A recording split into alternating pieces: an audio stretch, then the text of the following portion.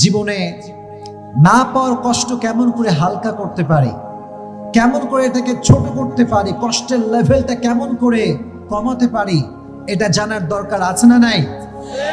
মানুষের জীবনের সবচেয়ে বড় তিতা সত্য কথা হচ্ছে যে মানুষ এটা খুব সহজে পেয়ে যায়, এটার মূল্যায়ন সে করতে চায় না।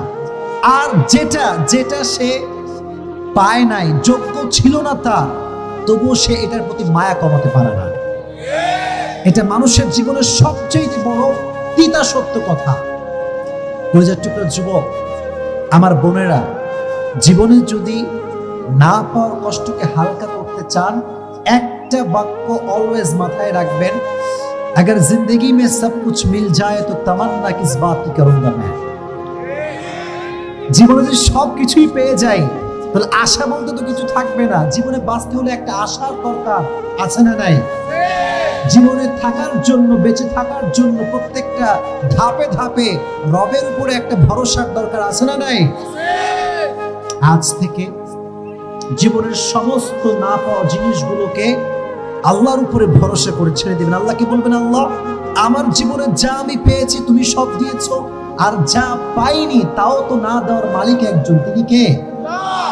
এই পৃথিবীতে হাজারো মানুষের আপন মানুষ হারিয়ে গিয়েছে, হাজারো মানুষের প্রিয় মানুষ হারিয়ে গিয়েছে, প্রিয় জিনিস হারিয়ে গিয়েছে। আর ইতিহাসের এই সব মানুষগুলো একটা বাক্য বলেই নিজেকে প্রশান্ত রেখেছে, বাক্যটার নাম হচ্ছে আল্লাহ ভরসা। সুবহানাল্লাহ পড়েন। আচ্ছা বলেন, সব বিষয়ে একটা বাক্য বলবো, আল্লাহ ভরসা। বলেন না আল্লাহ ভরসা।